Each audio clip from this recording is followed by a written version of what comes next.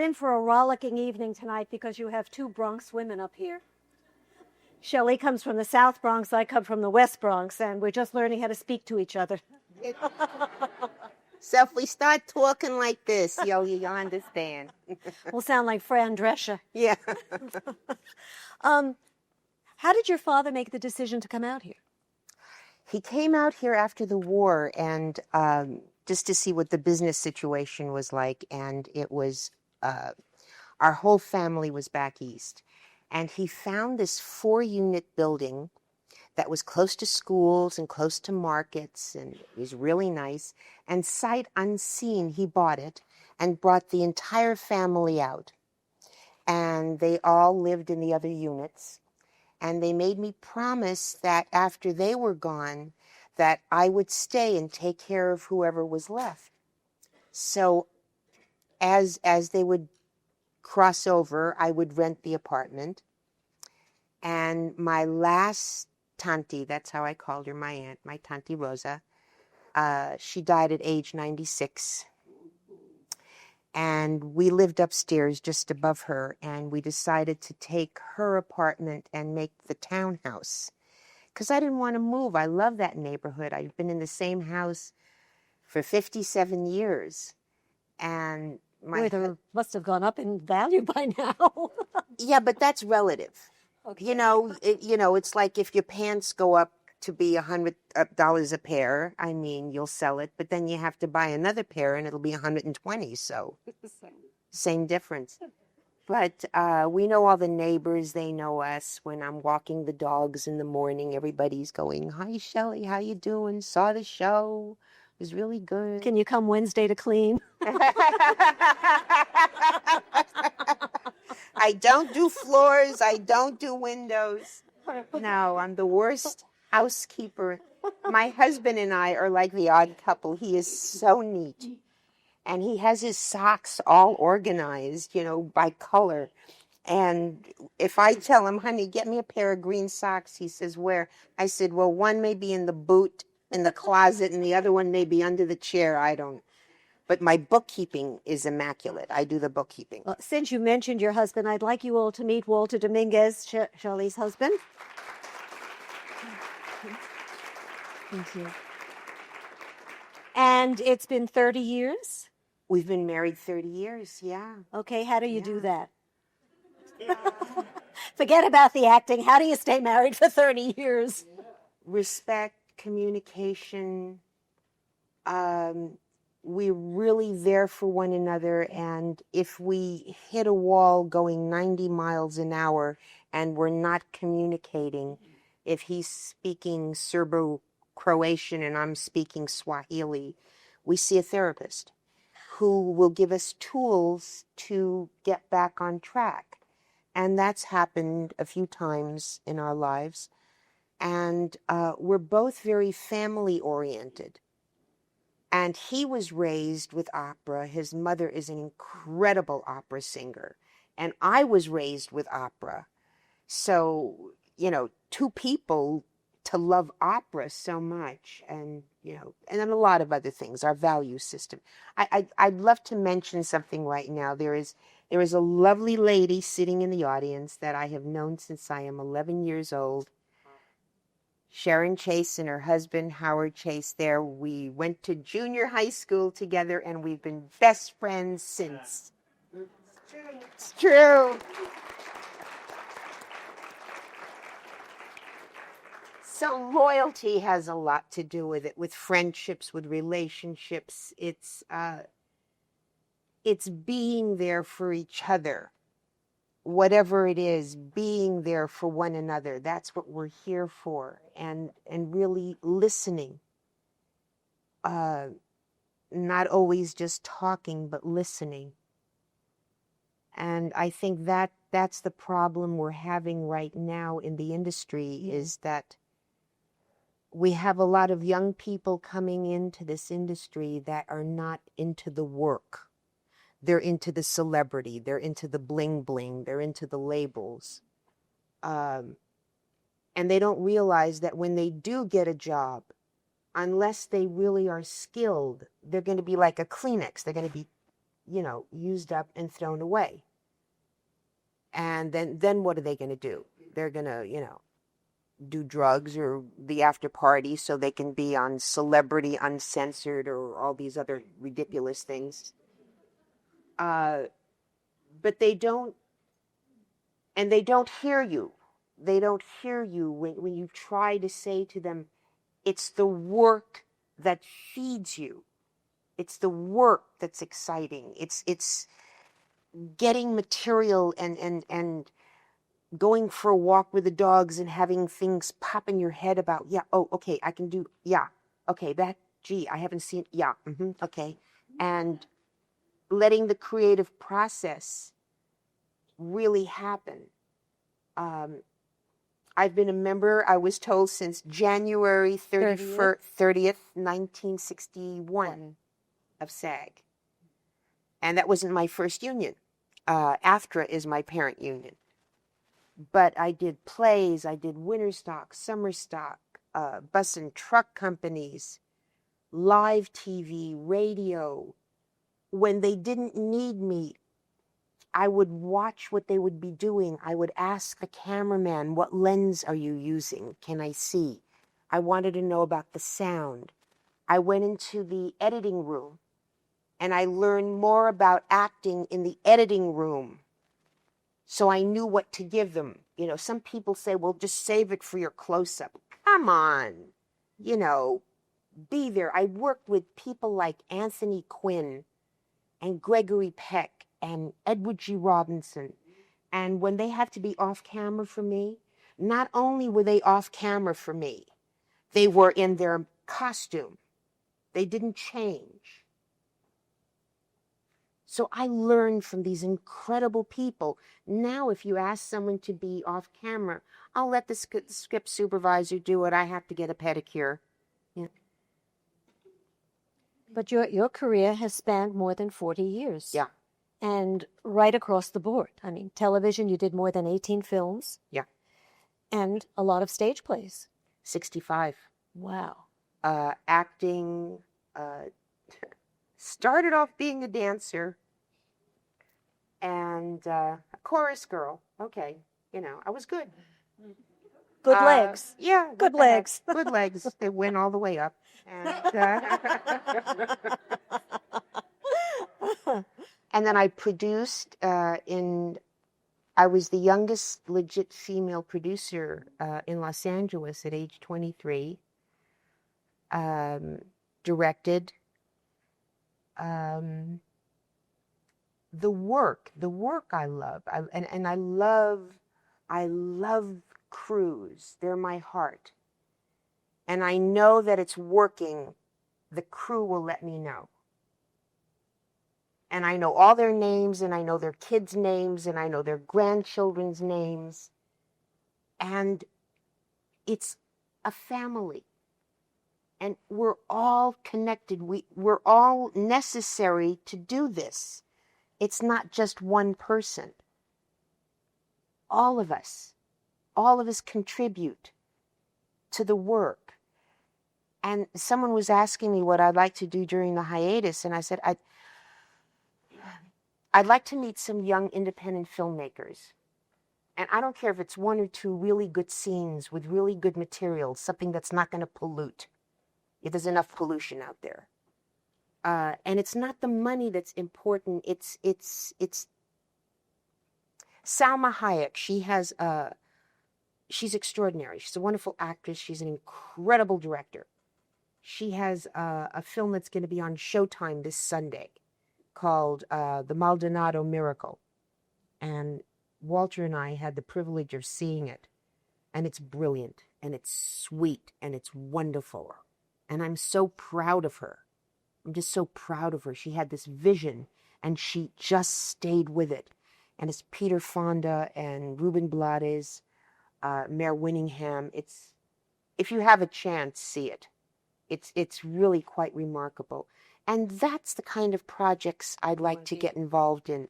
I don't want to be in tentpole films where it's noise and heads coming off and blood. No.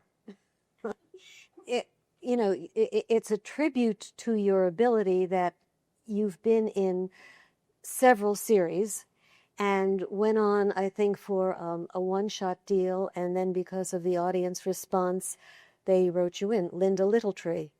Oh my gosh, one of my favorite back characters. in 1965, I guess, to Laredo. 65. And Yeah. they had you in for one episode, and you were so brilliant, and they got so much fan mail. No, what happened was is they kept, no, I was still shooting it. And they were watching the dailies. And on the last day, I was supposed to get shot and killed. And so they were getting the scene set up, and all of a sudden some guy runs on the soundstage and he said, "Linda Littletrees lives."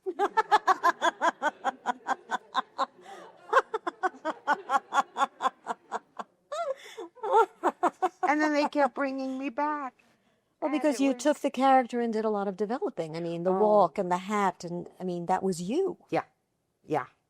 I chose the costume, and everything she stole, she wore. So she... And she loved licorice. But how many young actors today are daring enough to do that, you know? To take a script, to take the small part that they're given, and then to create something that they can't let go. I made a choice very early in my career, very, very early, to be a character actress. And the reason for that was longevity. The parts were more interesting and less maintenance.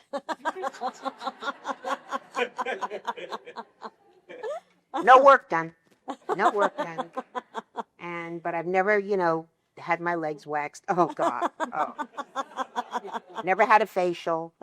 And I don't have to, worry about designer clothes and things. But the parts are more interesting. And you have a longer career because every line in your face you've earned.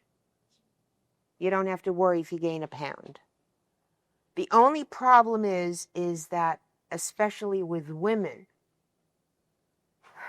years from now, when they look in the time capsule, they're going to say, weren't there any older women? And here, yes, That's very good. Here is wisdom and experience and talent and we're needed to teach the younger ones how to behave at work, how to be focused at work, have fun, be light, but still be on time, know your lines, don't da-ba-da, you know what I'm talking about.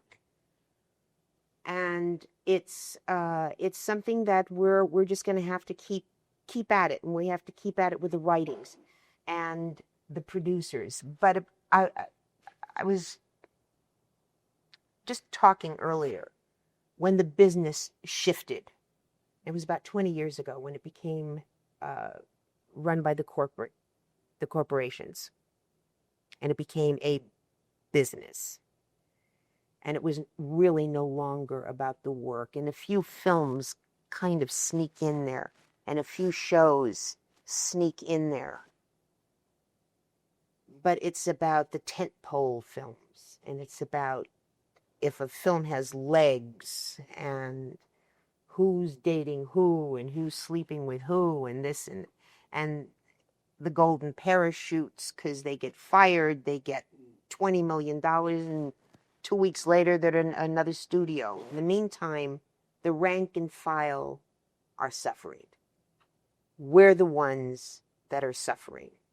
I want to work at what is going to feed me. And sometimes it's hard to turn down parts. And sometimes we have to turn down parts because we know that those roles are going to pollute. They're dangerous for other people to watch or see, or children. And sometimes it's tough, but you have to walk your talk and have other interests and look for material. Get together with each other. See if you can option material. See if you can find some young people. Go to the independent film festivals. Mingle with the young independent filmmakers. Say that you have some material. Find out what's happening. It's starting all over for us older ones, but that's how we have to network. And I think SAG is doing something which is extraordinary that hasn't happened in a long, long time. And that's to really give out the information of what's really happening, not the bullshit.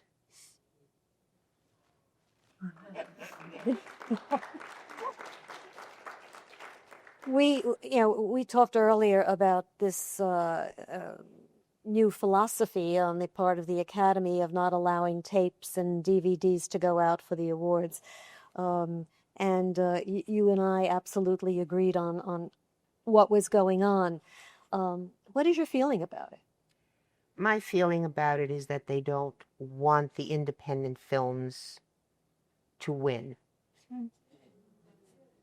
They don't want them to win. We were talking. Right. Halle Berry. What can we as actors do to write impress letters, upon send them? faxes, make phone calls, make noise, rattle the cage. We're actors. We're actors. We have a right. We have a right to say, if we're in an independent film, we want this to be seen. And if we just do something, once a week, make a phone call, fax, a letter, shake the cage, call your friends, have them do it. It's the thing about piracy is ridiculous. That's come on.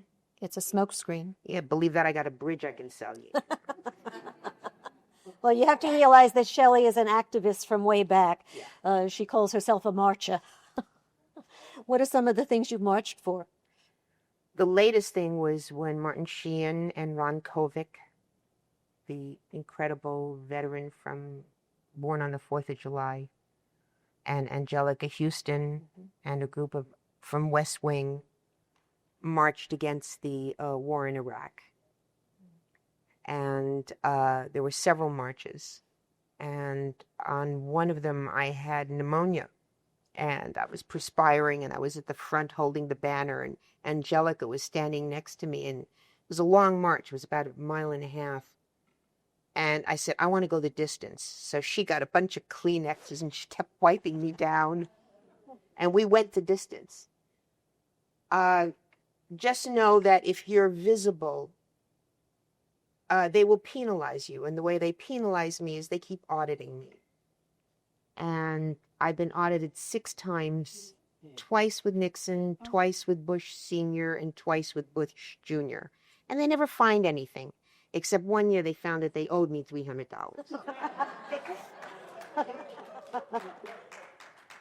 But it's a pain in the neck to go through all the papers and to organize. And the last audit we went in, we got a thank you note from the young man saying how nicely organized we were. But it's wonderful that you're willing to stand up and be recognized and stand for something. We're Yes. citizens. We're citizens of the world first. We're part of a global. This is global. That's why my husband and I follow the Lakota Sioux traditions, because the philosophy is so simple. It's that everyone and everything is sacred. Easy. Easy. Every animal, every bird, every tree, everything. The insects. Although I have to say, I will kill a flea.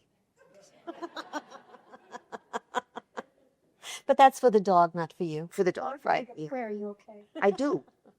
I do. Honest to God. And then what my mother told me, I make a prayer and then I go, toot.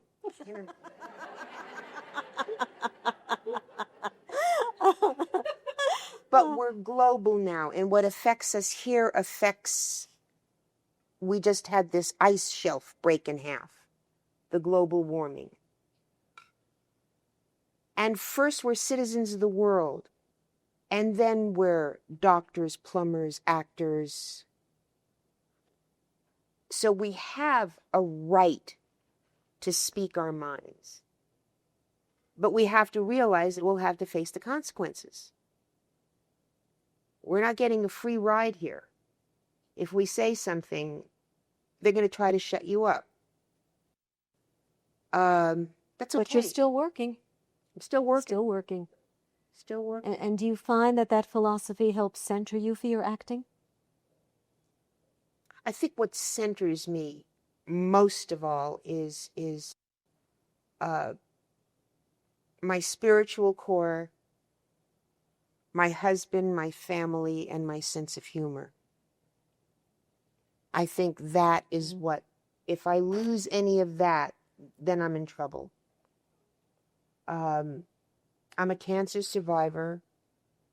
And that, again, is with a sense of humor.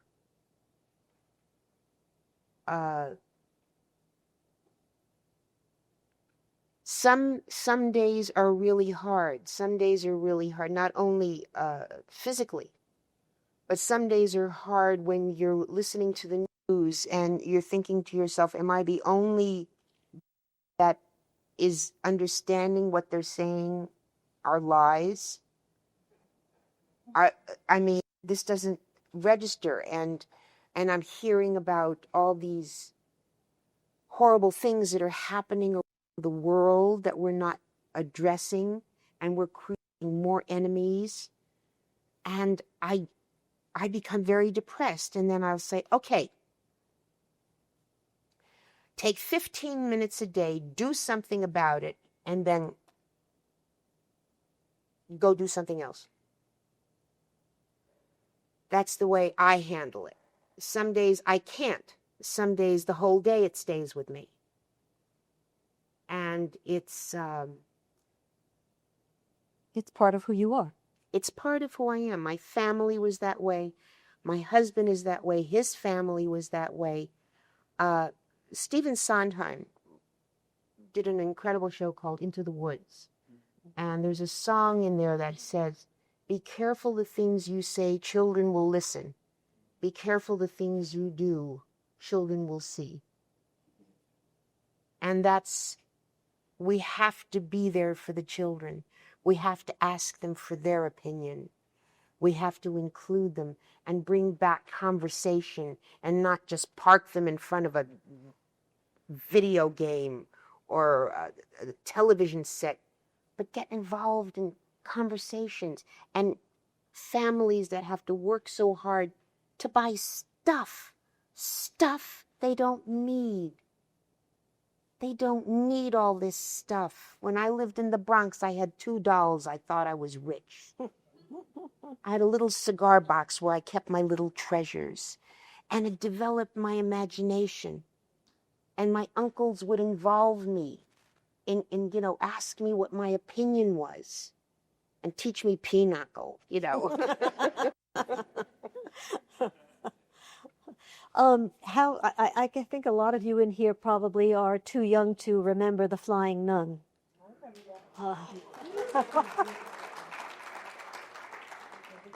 But my favorite character on The Flying Nun was Sister Sixto. I loved her. And it's very interesting how you got the part. You want to tell us about that?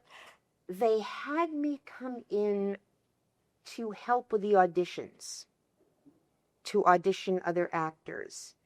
And I remember saying to Harry Ackerman, who was the executive producer, and I said, you're really being a cheapskate here, And as I was auditioning with the other actors, he said, I think you should test for this.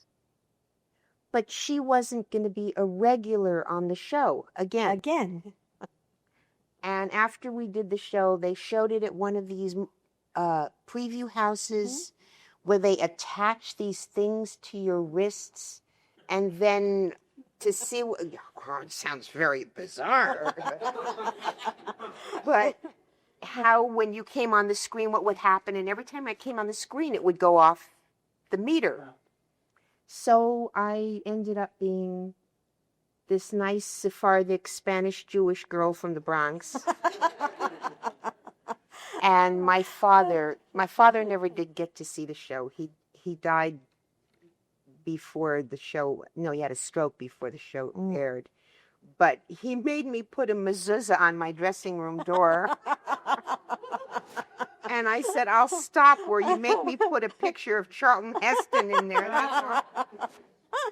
And I love Sister Sisto. She was not too swift and Oh, she was very dear. funny.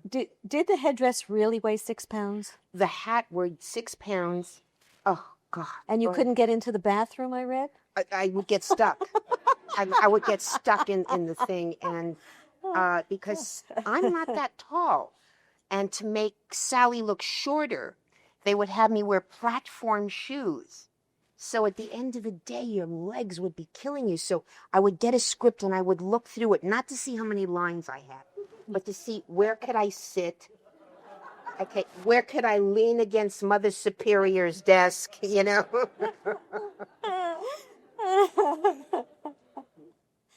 And Sally, oh, you knew that this was a talent bursting. It was bursting out of her. It was...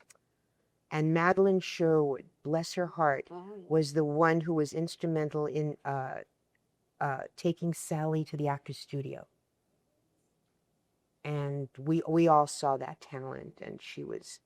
Have you maintained a relationship with her? Oh, we saw each other at the Emmys, and we were like two silly gooses, screaming, yelling, crying, carrying on.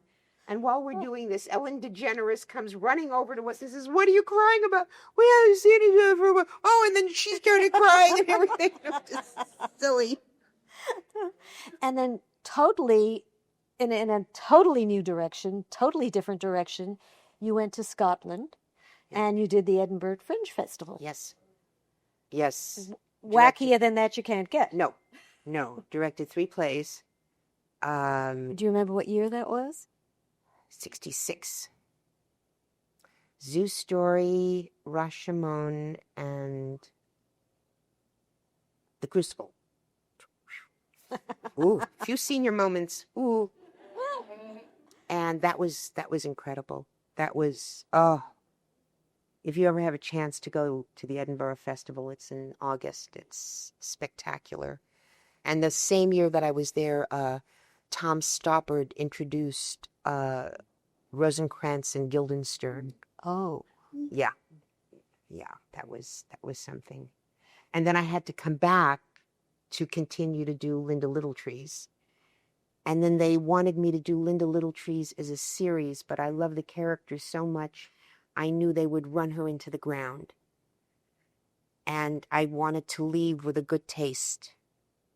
And then, I think it was a month later, I got The Flying Nun. Oh. And then in 1973, you met Walter. And you kind of held back a little bit in your work for a while? Yeah. You met on a movie, didn't you? Yeah. What movie? Devil Times 5. What number was Walter? He was the assistant director. Oh. And I kept wondering why he was always giving me such early calls. We were in Arrowhead in the winters, snowed in. And it wasn't until the last day that I finally said, "Walter, why do you give me such early calls? I don't need that much makeup." And he said, "I like to see you first thing in the morning." Oh. Do you still say that, Walter? Yeah. 30 years, okay. Yeah, he's really the romantic one. I try to be romantic by cooking his favorite dishes, and I give good laundry. Okay. Take it any way you want. Here's the tough question. Who walks the dogs? We take turns. Okay. We take turns. That's a true marriage. Yeah. And we have 2 rescue dogs that are kind of getting on. And the years when you were not so active, what did you do? Stopped and smelled the roses. I was starting to get stale. I was starting to find that I was doing shtick, that I was repeating myself, that I needed to have more life experience to process, to be able to utilize in the work. I didn't want to do things by rote. So Walter introduced me to a whole world of camping. This girl from the Bronx, Yeah, we usually make reservations. honest to God. And instead of, throwing rocks, you were walking on rocks. And I loved it. I really loved it. And we shared some wonderful experiences with the Native American traditions. And I quickly will tell you an interesting story. I was ready to pack it all in. The material that I was being even offered to audition for was really, really kind of grim. And this is, I guess, 5, 6, 7 years ago. And one of our elders was coming out from New Mexico, and we were doing a special sweat lodge for him. And when he came out, I said to him that I was thinking about retiring. And he said, okay, this was a Sunday night. And he said, when you get into the lodge, be very specific what it is you would like to do in your prayer. So I said, okay, I would like to be in a really good comedy written well with good people, Sis Banana, and if at all possible, to be shot in front of a live audience. This was Sunday. Tuesday, I read for Max and David, the creators of the show. And Wednesday, I started. What's the address of that sweat lodge? You can all do it. You can all do it. And you just are very specific. We all have guardian angels. God bless you. Sneezed on the tree. We all have guardian angels. We all have people that are willing to help us on the other side. All we have to do is ask for help. And be very specific. Very specific what it is, what you need, not what you would really want, but what you need to feed you, to feed your soul. And that's what we do this for. When you really get down to it, this is a tough, tough business. And we need it to feed our soul. And we're all unique.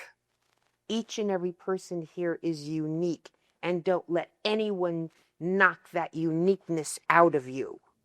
Don't be a cookie cutter. We have too many cookie cutters now. You can't tell one from the other. Your uniqueness is what is your biggest selling point. Mm-hmm. Mm. Yeah, the show is so well written that sometimes I wonder, in watching your scenes with Megan, how much of it is improv and how much of it is really scripted. It's all scripted. It's all scripted. So, and we get a new script every day. And the way we shoot the show is that we do it in front of a live audience, and we'll do the first pass on the first scene. And then the writers get in a huddle and they rewrite the entire scene. And they call us over to the script supervisor's desk there, and they'll say, okay, Shelley, don't say this, say this. Megan, don't say this, say this. Sean, don't say this, say this. Eric, don't say this, say this. Okay, run it. Okay. Okay, shoot it. And we shoot it. And we go to the second scene. So this has to be working. This has to be working. Well, what is that chemistry between you that allows you to make it seem, you and Megan especially, to make it seem so fresh each time and as if it's just, happening at the moment? We're all theater trained. Oh. We're all theater trained, so there is... it's almost like Second City watching. Exactly. You. Exactly. And a lot of guests that have come on the show who have been wonderful, who have fit right in. But we have had some guests who just couldn't work that way. That was totally new and different to them.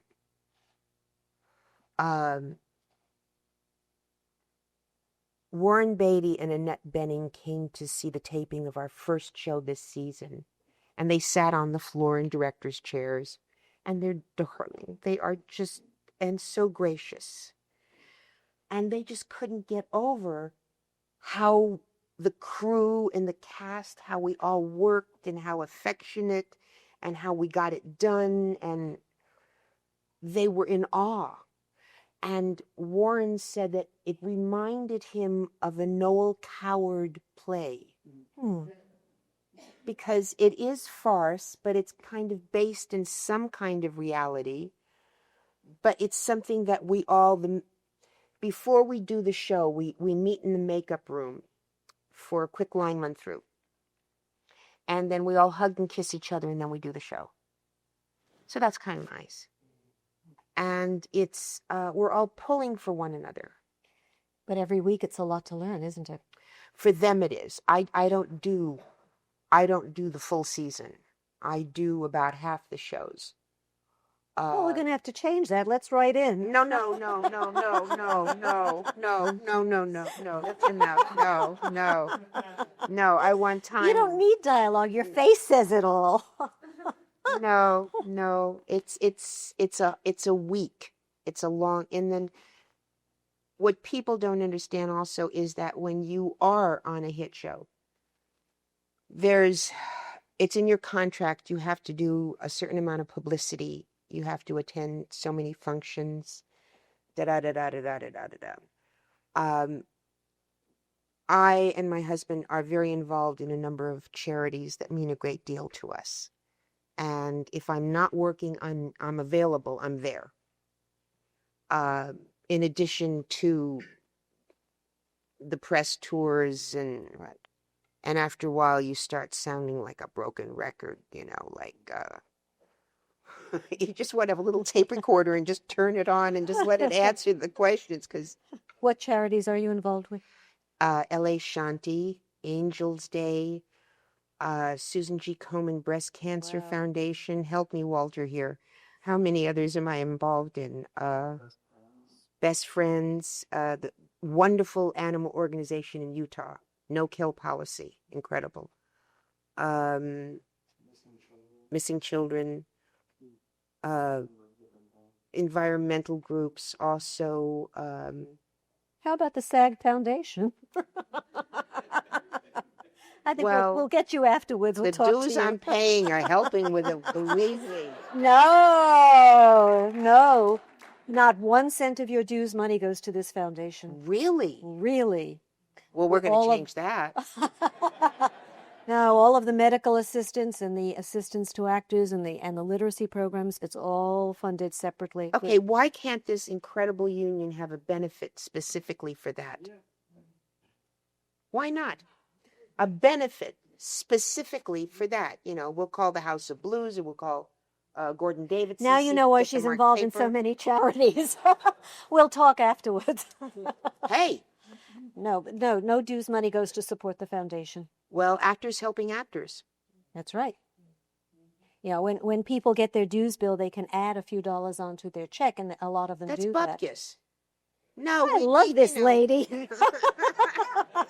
No, we need some serious money. We need to get, some of these, the 1 percentile that are making the big bucks. Is it fun going to work every day? No.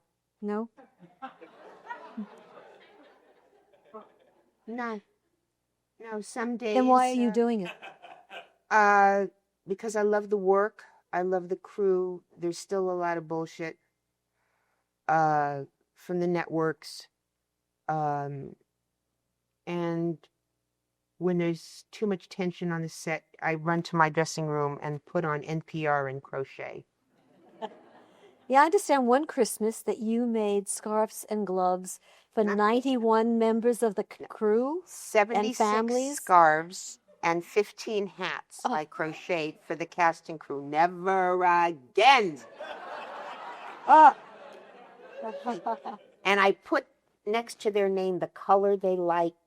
Walter almost went crazy. Boxes of yarn, boxes of things all over the house. Took me 5 months. Did she cook and do laundry during that time?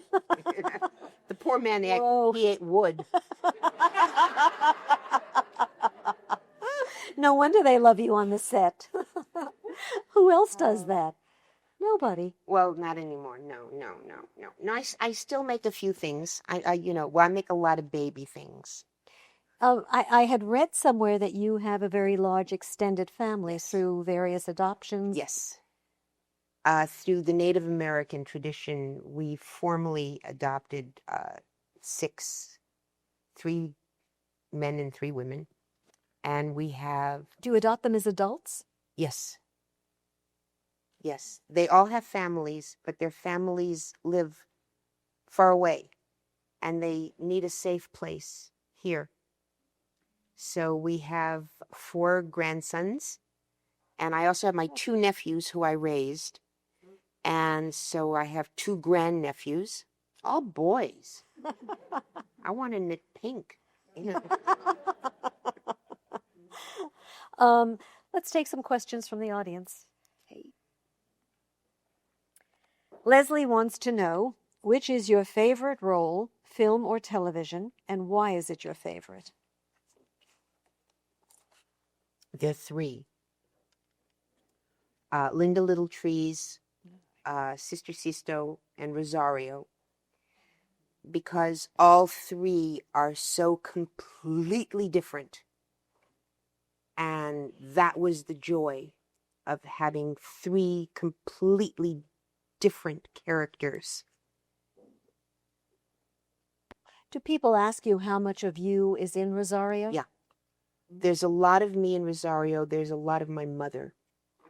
My mother was extraordinary. Animals and children went to my mother like a magnet because they felt safe with her. And she was the curandera. She was the healer in the family. But she would not suffer a fool. And she told straight out, she said, this is your ear, not this. So if you have something to say it. So we had to tape a show 2 days after 9/11. And it was really rough. And just before I went on, I just looked up and I said, Mama, come into me. And she did. And got you through it. And got me through it. Have you ever wanted to do glamorous roles? I mean, you get tired of walking around in a maid's uniform? No, I love it. Oh, I love it. Oh, I love it. No wardrobe fittings. Oh, God. I wore my own lucky black socks. If I shave my legs, they don't know. No, I have. It's interesting because in the wardrobe room, we have Deborah's wardrobe. And we have Megan's wardrobe. And we have Eric's and Sean's. And then we have Shelley's. And it consists of her uniform, her members-only jacket, and a nightgown. I love it. Have you ever done a glamorous role? With Anthony Quinn. Oh, my goodness, yes. A television series that he was on, Man in the City or something, or Man of the People, something like that, at Universal. And Grady Hunt, who was this wonderful costumer at Universal, when they still had departments. They had wardrobe departments and makeup departments. And he was so used to seeing me dressed as Linda Littletrees. And he saw that I was playing this woman, Carla. And he said, oh, my God, bring out the chiffon for Shelley. She can be glamorous at last. But then you can't sit because you'll wrinkle. No, the only time clothes have a meaning for me, for the character, is what would the character be wearing. And what, again, there's so many things with the skills that you pick up. Maybe the character's uptight about something, so I would wear something that was uncomfortable in order to get that uptightness. There's so many things. I remember Marty Ritt. I studied with Marty, and he had this wonderful technique. He would take a pencil and throw it at me, and I'd catch it, and he'd say, use it 5 different ways. Back scratcher, baton, pencil, and then all of a sudden you start seeing it as all, and then he says, do that exercise every day with a different object. Hmm. And you start seeing things surround things that are not just what they are. And this whole world opens up. And you watch people. Wherever you go, you watch people, their speech pattern, how are they walking? And you put it into the computer. And so I do a notebook on each character, and I call it a fiction. And I do a whole backstory. What are their favorite colors? 10 key words that are playable about this person.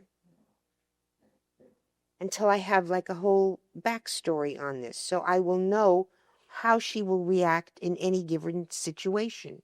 And what is her relationship to the other characters. And why am I there? Where have I just come from? Where am I going after I leave here? What is the author's intent?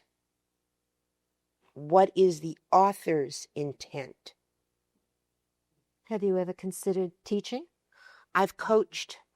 It's quite demanding. It's because I can't do anything half measure. And I get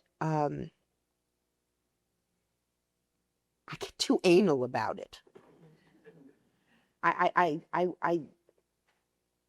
if I was 30 years younger, maybe. But you went to LA City College, and I had not realized that they had drama courses there. You had some very impressive classmates. James Coburn, he was there on the GI Bill, and Robert Vaughn, and I was kind of their mascot. I was 17 years old, and and they kind of, Jimmy Coburn kind of took me under his wing. That's what they call it. Precious man. He adored my parents. He was always at the house eating. Good actor. Good actor. Oh, what a sweetie. And again, there was the work. And I did 19 plays there. Hmm. And from Desk Set to Tiger at the Gates to Comedy of Errors to Desk Set and, the Green Grow the Lilacs. And I had 3 songs initially in that. And by opening night, I had zip. That is not one of my talents. When I start singing, Walter puts the radio on. Yeah. And I always wanted to be a jazz singer. From Trish Devon, did you audition with a strong accent for Will and Grace? And do you remember what you wore? It wasn't that, it was a very slight accent. And what I wore, I think, was I had what I usually wear. I had jeans and a Levi's shirt. And I remember walking in the room and saying, is this going to take long? I have to go home and cook a chicken.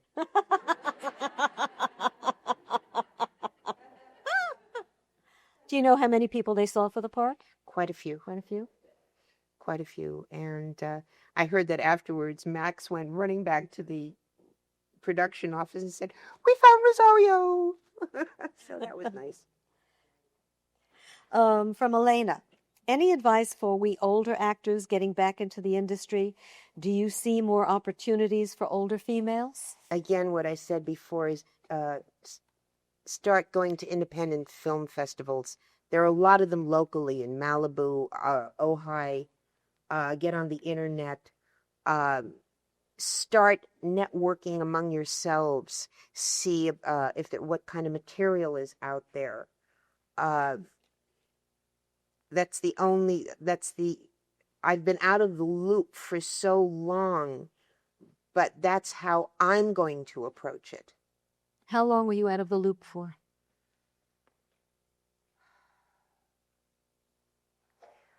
working a few jobs here and there, but basically maybe 14 years. What brought you back? On my 50th birthday, Walter took me up the coast. I love the Central Coast. And we took the dogs with us, and we were staying at this place called the Cavalier Inn. It's up in San Simeon, and there's a long beach. And I was take the dogs, and I would just walk back and forth. And I was trying to make a decision. Should I go back one more time? What should I do? Oh, come on. What should I do? Okay. Yeah, I'll go back one more time. I didn't have an agent. I got home, and there were a bunch of birthday cards. And one was from a newspaper man that I had known years before who remembered it was my 50th birthday. So I called him to thank him. And he said, how come I never see you? And I said, I don't have an agent. He said, my best friend just left a big agency, is going on his own. I'll call you back in 10 minutes. He called me back, and he said, here's his name and number. Go see him. And I've been with this agent now for 17 years. And as soon as I got this show, and it's a very small agency, all the big boys started coming back. You know, Of course. oh, you know, where were you, you know? And I said, thank you very much, but I'm going to make a buck. He's going to make it. That's loyalty.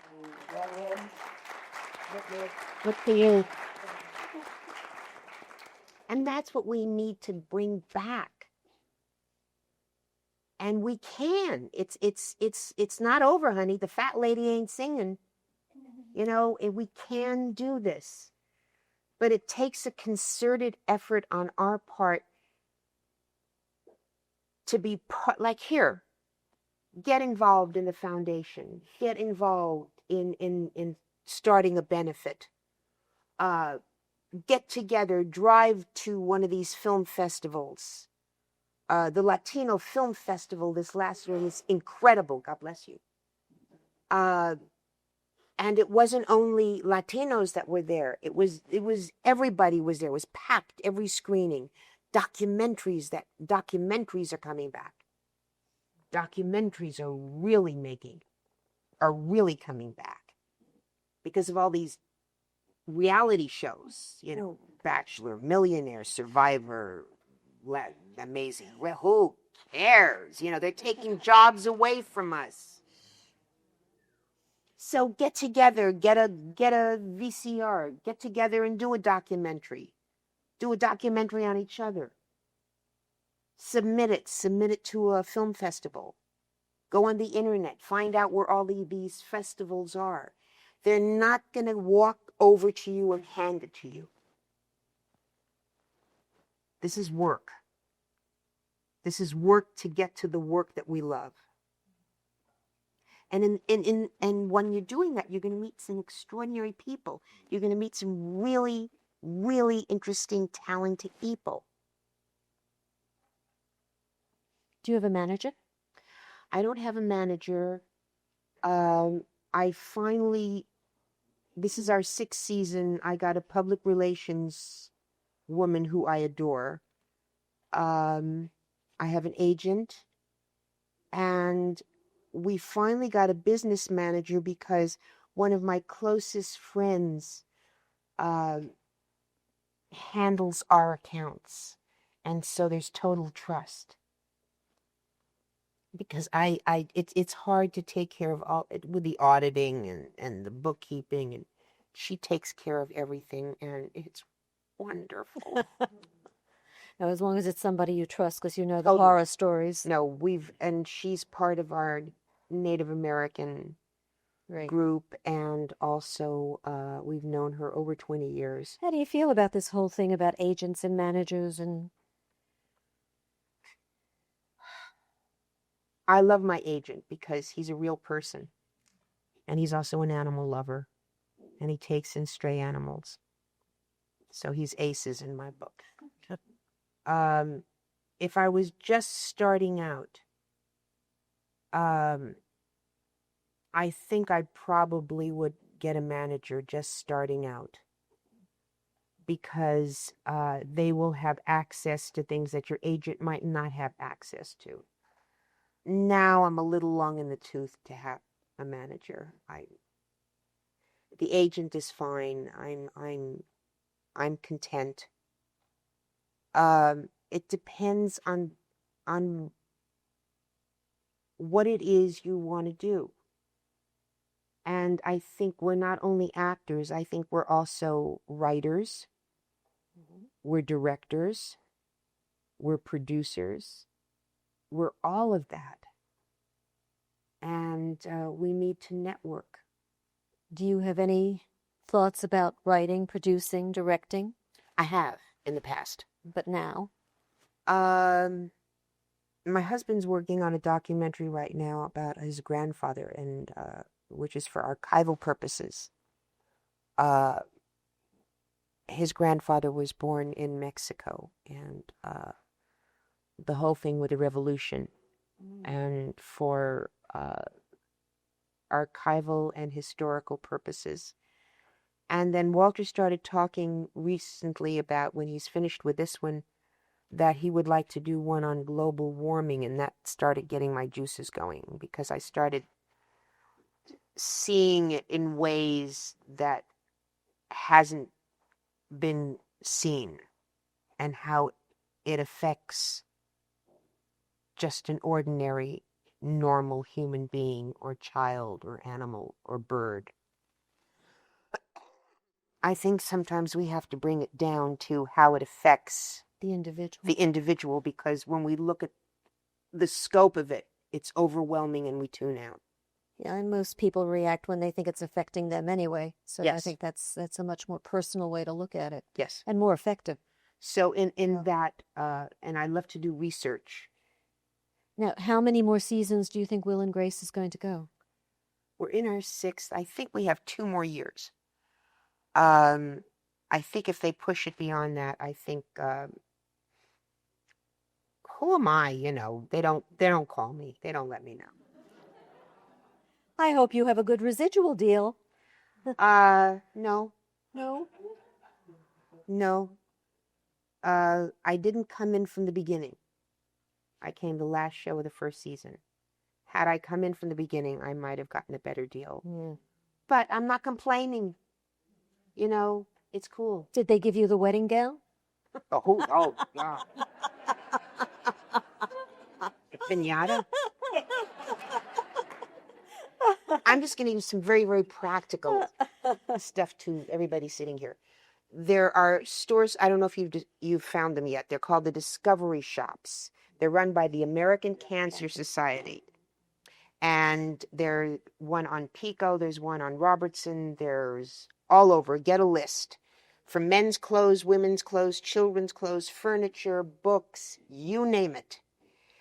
Most of what you see here tonight is from the Discovery Shop. It's a very practical place to go. From Melvin Weiss. He has 2 questions. Let's do first one first. Do you miss not doing theater these days? I did a play about 6 years ago, and I just had the best time. I enjoyed it so much. Now with the schedule, it's really hard. I miss it terribly. And if there's an opportunity, and again, if it's a role that, gets your juices going, absolutely. Even if it's one scene, yes. And the second one, which we talked a little bit about, how do you rate your education at LACU? LA City College at that time, 1954, 55, 56, 57. Incredible. They taught you about everything. They taught you about the history of theater, not only acting with pantomime and makeup and stagecraft and direction, and ran the gamut. And discipline.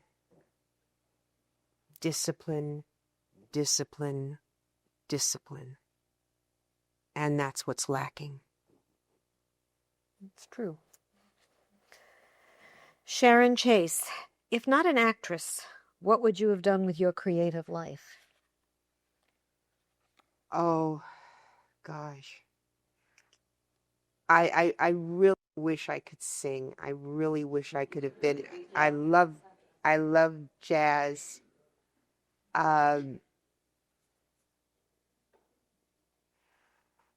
I thought once that I would run for political office, and then I realized that I would have a bullet in my head in 10 minutes after I opened my mouth.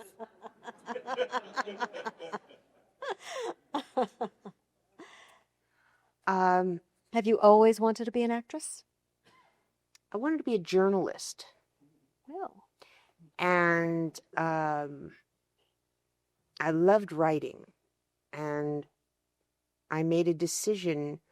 I was driving on Olympic. I came to Vermont. If I turned right, I was registered at USC in the journalism department.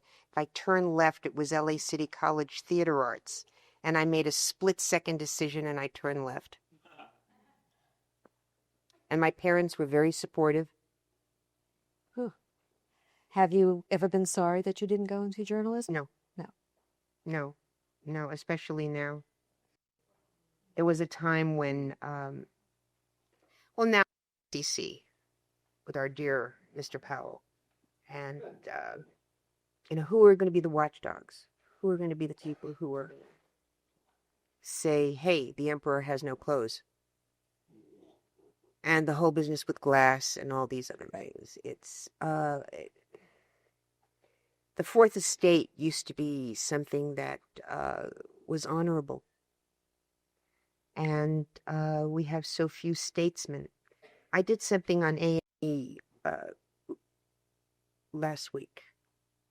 earlier this week. Last week. Where I'm in the blurs. Last week, thank you. Yeah, we had a funeral this week, that's why. And the young men, it's a new show called Letters. It's going to premiere the end of November. And it's famous letters read by actors. Hillary Clinton is going to read some letters. And there's some funny letters, some very funny letters. And I was doing the funny letters. And the director was the grandson of Jimmy Carter. And the grandson? The grandson. Aunt John, what a doll. We just afterwards just talked and talked and talked. And I said, when your grandfather is on, he explains things so clearly. He synthesizes it so we can understand what's happening. And I said, how few statesmen we have. By the way, Madeleine Albright's new book is fabulous. Incredible work. Whose letter did you read? We thought it was a real letter that was in the London paper. As it turns out, I'm a housekeeper, a very, very elegant housekeeper in this very large hotel, dealing with a guest who is having a problem with too much soap in his room. And it's to S. Berman. And we found out later that it was Shelley Berman. Shelley Berman? Who I did a movie with a million years ago. So the whole thing came full circle, and it's hysterical. And the name of the show is Letters? Letters. And it's going to premiere? I think November 21st on A&E. And Martin Sheen has done, they just sent a producer to Washington, D.C. for Hillary Clinton. It's just a marvelous idea. Now, before I feel totally discombobulated and ancient, how old is Jimmy Carter's grandson?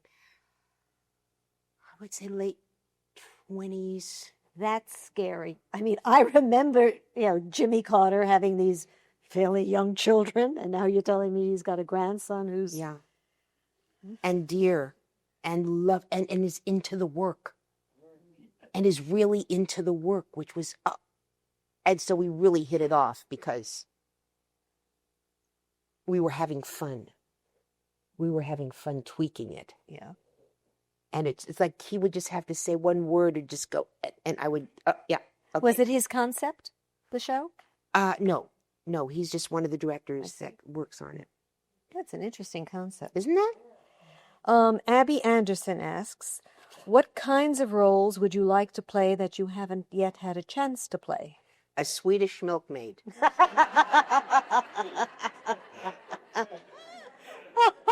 Jumping Yemeni. Yeah, is that because you did The Farmer's Daughter?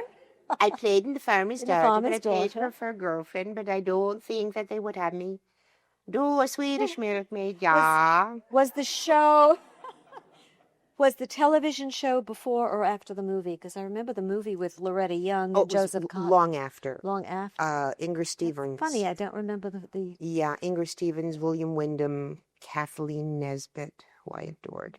And I played Inger's friend Molly on that show. This is just before The Flying Nun. She committed suicide, didn't she? We don't know if it was accidental or not. We were very, very close friends. And I miss her dreadfully. Beautiful woman. She was married for a short time, I think, to the man who was my agent in New York. Tony? Tony Soblio. Yes, for a short time, I said. Yes. You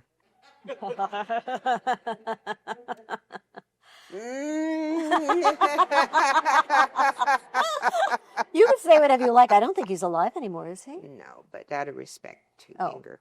Yeah. All right, we won't talk about him. But good she lady. was gorgeous. God, she and was a gorgeous. kind heart.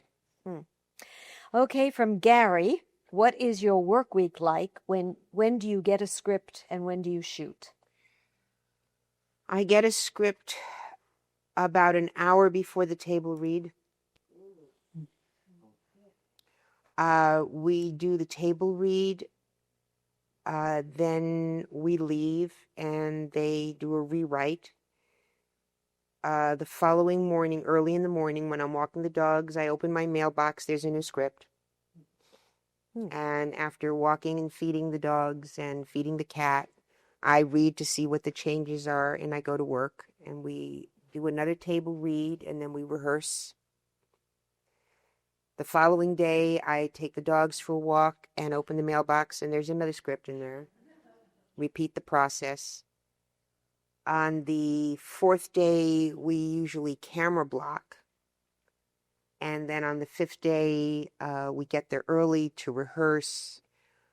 Sometimes we'll pre-shoot some scenes because there would be exteriors, or we have too many sets and we have to pre-shoot something so they can strike the set and put another set in there. And then that night we tape. And they usually give us a schedule at the beginning of the season so we have an idea of when we're going to work. And we just started the season, and I've gotten my 14th different schedule, and they told me to throw that one away because everything's changed again. So you just surf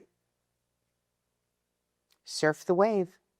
Well, how do they keep up with all those changes in the line? I mean, it's crazy. Every day you're getting a new script. The women writers are extremely thin. And our male writer producers are very high strung. But what about the actors learning new lines every day?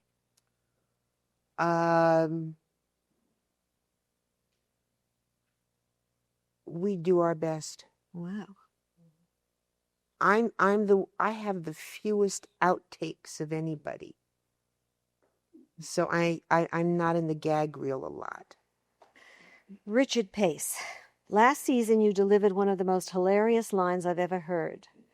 What is she a doctor of? Foxology. With that delivery, you prove the power of an actor to bring the words on the page to life. Thanks for making me laugh so loud. You're welcome. And we got that by the NBC censors, too. How did you deliver it with a straight face? That's the way it got by. You know, what is she, a doctor of foxology? mean, I don't even know how you do some of those arguing scenes with a straight face. It just Well, there was one line that they gave me, and on the second pass a couple of seasons ago, which I thought, I can't say this. They said, yes, you can, Shelley. Okay. So it's where I have left, and I've come back now to Karen. And Karen says, are you back now, Rosie? And I said, I'm back. And she says, then where are my slippers? And I said, just look up your ass, you drunken fool. You'll find them.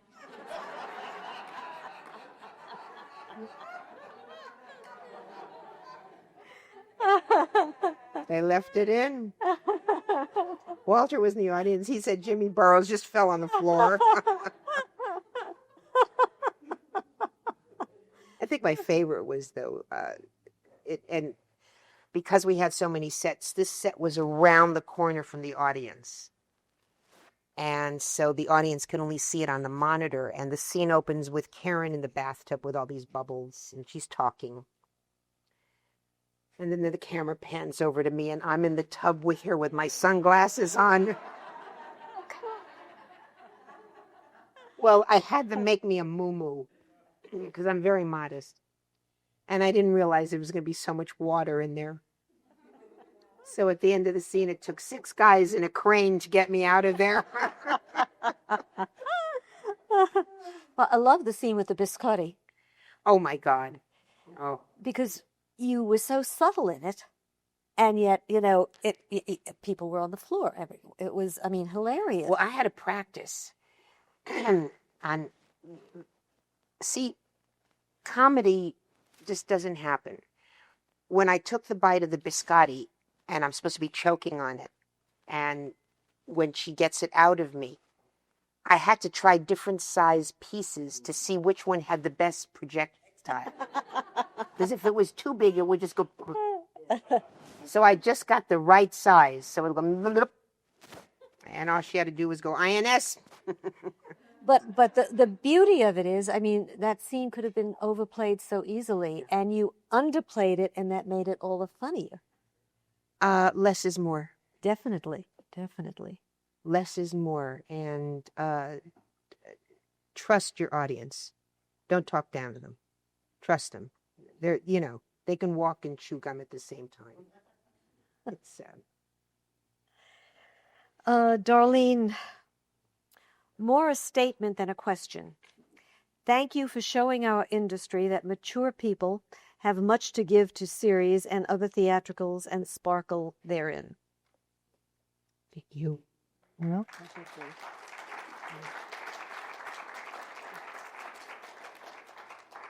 who says you're mature? I have everything I had 20 years ago, but it's considered. When you start acting your age, when you start acting your age, we'll worry about you. Okay, from Jordan. Is it, well, you kind of answered this, but it has a little bit more to it. Is it fun working with the cast of Will and Grace? And what do you think about Jack and Karen? I love your show. Pretty much what I said before, and I think Jack and Karen have an incredible relationship.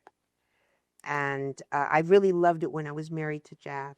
That was so much fun. Although we had a couple of scenes, it was difficult to get through. And I think the 2 of us were in bed together, and I'm reading, and he's watching a porno. And I said, I'm going to Costco tomorrow. Do you need anything? And he said, socks. And I said, the tube kind or the regular kind? He said, whatever you want. And long pause, and I just looked at him, and I said, I like a man in a tube sock.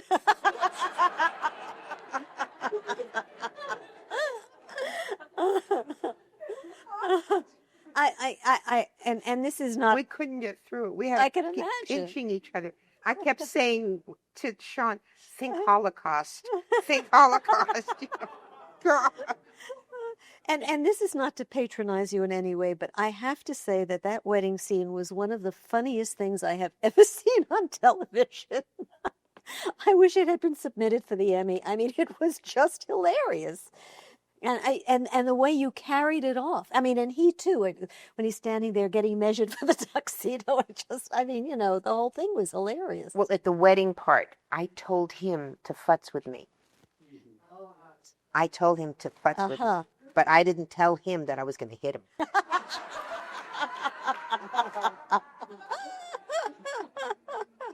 And that was a good smack.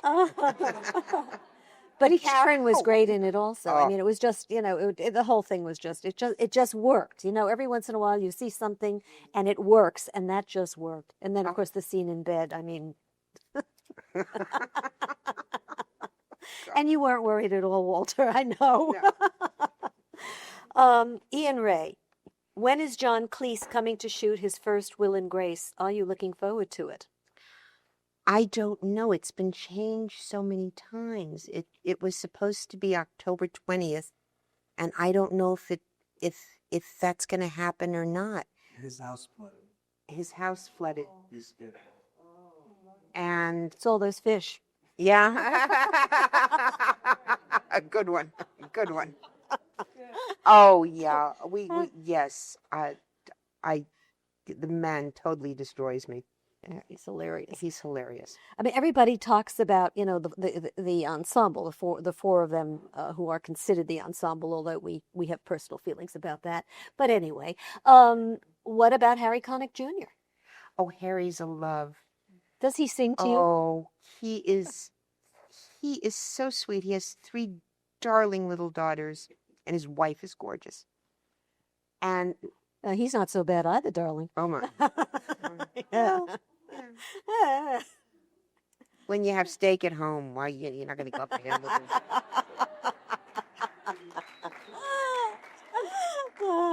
But the first time that he came to the table read, the next day he came over to me and he said, I called my wife Jill last night and I said, you know the lady that plays Rosario? Well, she's younger and thinner and prettier in person. And you've loved him ever since. Better start knitting those pink things. I just wondered if he sang in between takes or something. He has, well, something happened one night and a cast member couldn't continue and we had a lot of extras. So he and Eric and Debbie Reynolds entertained the audience for an hour and a half, which was incredible. From Marla. Marla says, I want your job. I have Wednesdays available. Do you do windows and floors? I'm 56 years old and I've tried so hard to get something. How did you do it? You are my hero. Well, bless your heart.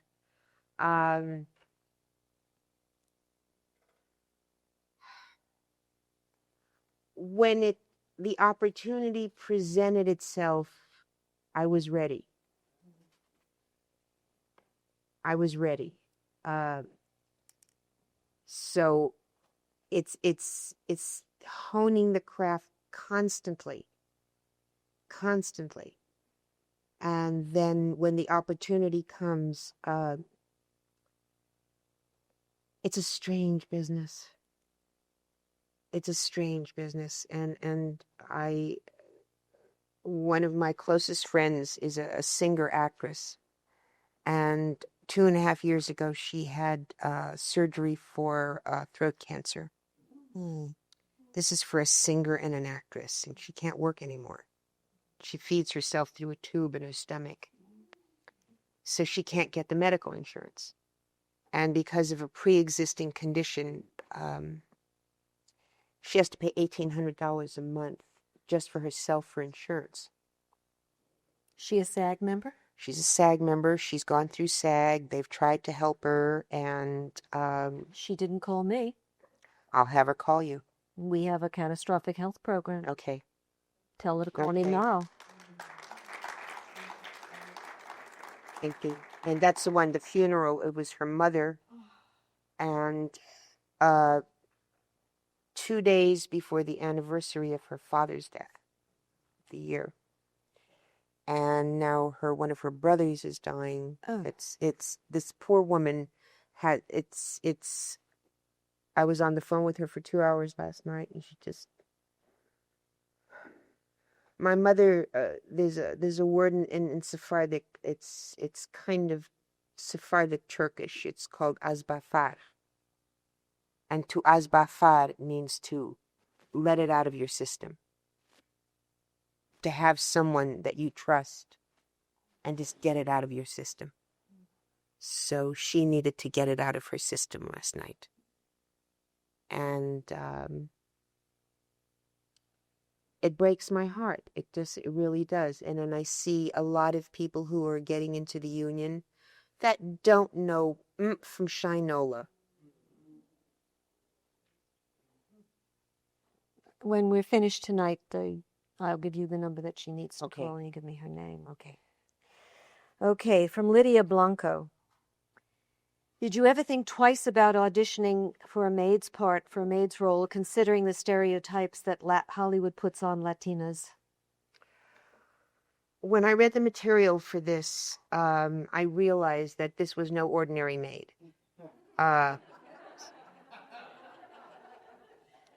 She was smart. She was Hispanic. She didn't take any guff. And then when people have asked me this question before, I said there are a lot of people who are in service jobs.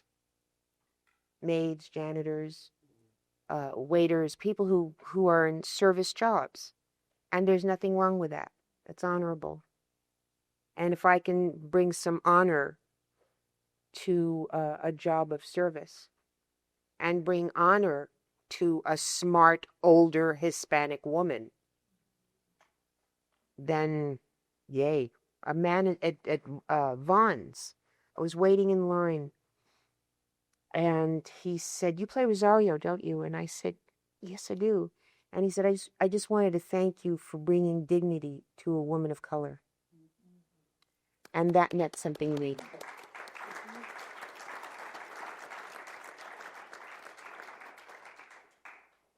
That's from Carol Polo. I still have my New York Bronx accent. Did that affect your career in any way? When we first came out from New York, I used to talk like this. And when I was at City College, I was doing Shakespeare like this.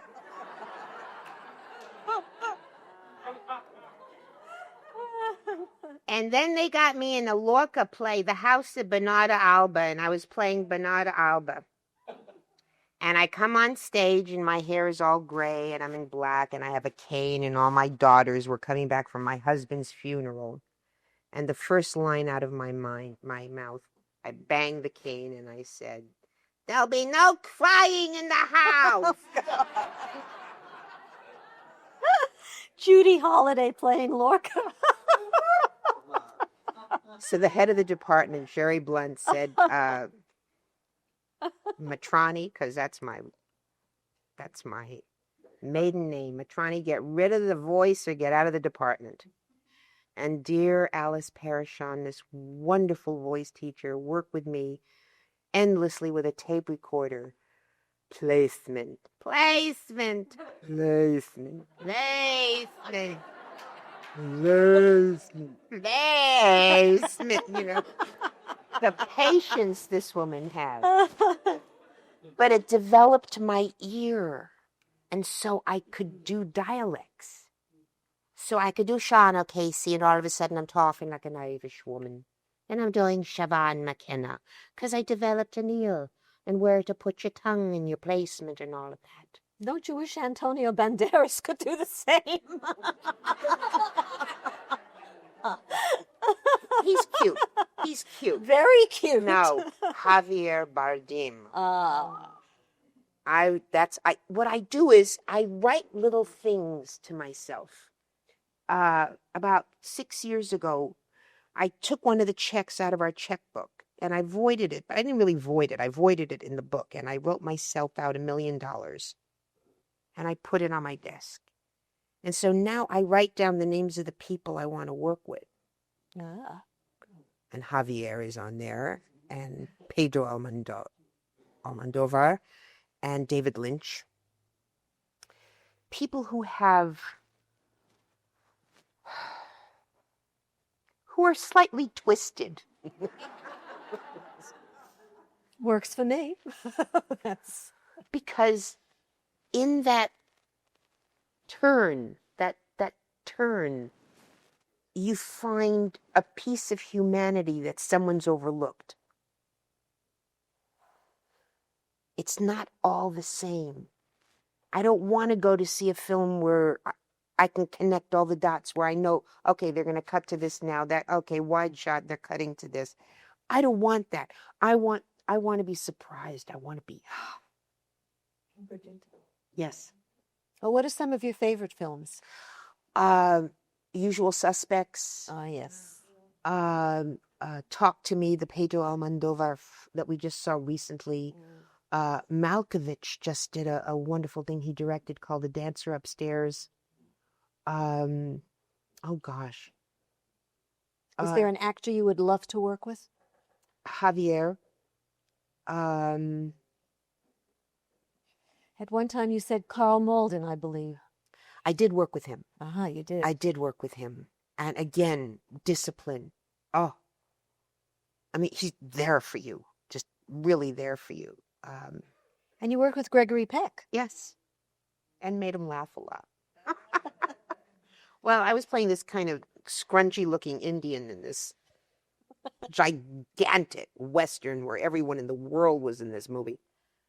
And every morning in the makeup room, he would come in and in this beautiful voice, he would say, "Good morning, Shelley." And every morning I would say, "Good grief, it's Gregory Peck." And he enjoyed that. Sweet man. Yeah. Oh, classy. Do we have movie stars like that anymore? Paul Newman is a love. A little long in the tooth, honey. Well, I'm talking about the younger crop now. The younger crop, surprisingly, Brad Pitt is quite a gentleman. Tom Hanks, I have enormous respect for him. I think he's starting to get a little bit too full of himself, but hey, he's entitled. Warren Beatty really surprised me. What a dear, dear gentleman, and gracious and curious, which I love to see in people who are over a certain age, that they're still curious. What about women? Are there women that you'd like to work with? Susan Sarandon. Yeah. I like Julia Roberts. Albert Finney. Oh, Yeah. wow. I mean, if I stop and thought for a minute, I probably could rattle off like Dozens. And probably that most people haven't even heard of or Do you see a lot of films? We rent a lot. We get screenings, and I'm usually in bed by 9, and I'm up usually about 5 every morning. So, if we go to a screening, I tend to nod off, and I tell Walter, as long as I'm not drooling or snoring, let me be. There's several films right now that I'm anxious to see. Lost in Translation, because I really admire what Sofia Coppola has done. And Station Agent is supposed to be very good. And Mystic River. Mystic River, yeah. The book was superb, and Clint Eastwood, if any of you ever have a chance to work with him, work with him. He is a dream director. A dream director. He's very organized. He's very loyal, and he never, ever, very rarely will do more than 2 or 3 takes. And he creates an atmosphere for you to feel comfortable to create. When Will and Grace is over, do you want to go and do a feature, or do you want to go back and do some more episodic television? I don't know what I'm going to do tomorrow. I take, when you're a cancer survivor, you take it one day at a time. And every day is a gift. Every day, every single day. And It'll happen. it'll happen if it's meant to be. There are a couple of films that some people have given me their scripts that I really, really like. I think one is good for HBO. I don't want to travel a lot. I don't want to have to work that hard.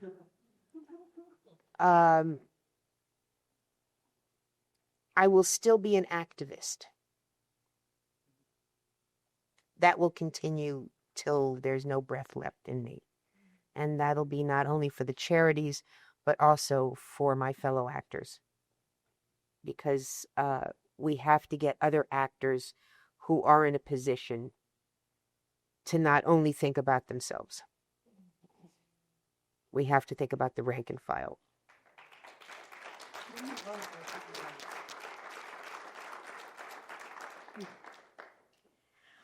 For Marla, did your agent send you for the audition? I assume she means for Will and Grace. And how many callbacks and how many people were up for the part? There were a number of people up for the part. My agent faxed me the material. It was a Tuesday morning. I remember reading it and coming in and saying to Walter, "This is hysterical." And I drove out that afternoon and read for the creators of the show and started the next day. It was meant to be. I was ready. I was in the right place at the right time. Again, you never know with anything. When I met Walter, it was out of left field. This is when, I didn't want to get married. I didn't want to have a relationship. And the minute I saw this man, that was it.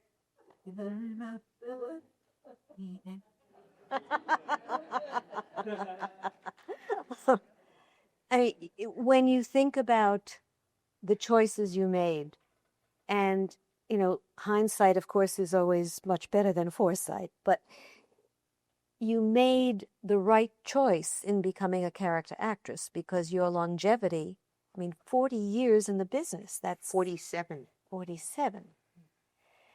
Hi. How many, but how many leading ladies, how many ingenues can say that they've had that kind of success?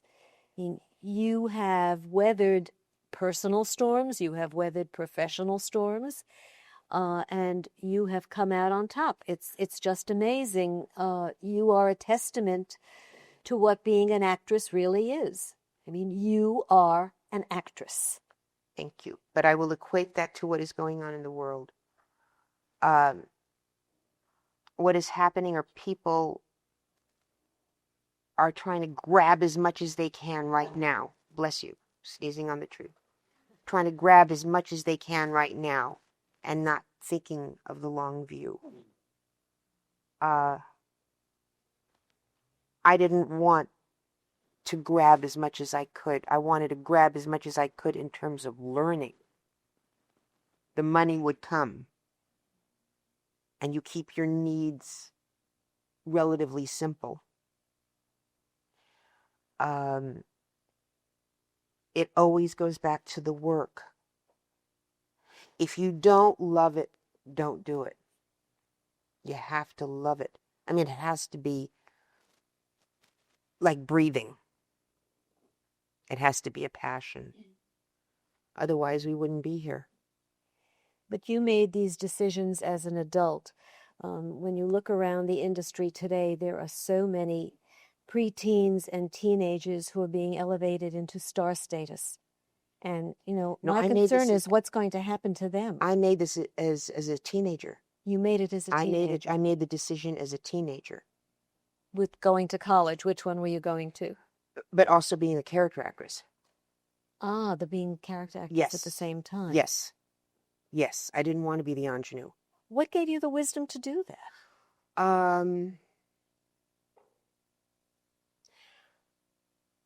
I wasn't cute and perky.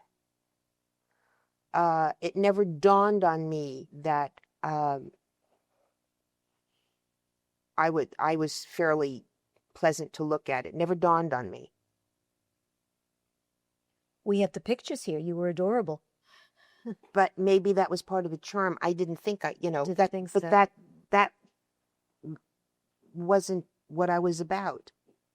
It was how much can I learn, not what new eyeshadow I'm going to buy or what new makeup base or eye cream and I get tons of this stuff. And so I'm giving them away to the neighbors and to my daughters and to this, and people are saying, stop. Well, Nagzima. Nagzima. So a lot of these young people, they're going out and they're the important things aren't important to them. What's important is, oh God, this bag is the latest thing. This bag that costs $1,800. I would plots to buy a bag like that. I would plots first. Oh my, $1,800 for a bag. They should live so long. Oh God. Not when you can get it at the Discovery shop. Honest to That's God. right. Honest to God. I got this beautiful evening bag with a tag still in it from Nordstrom.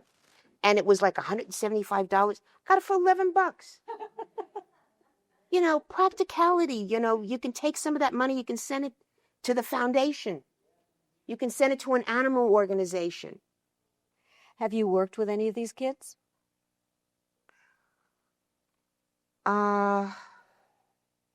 No.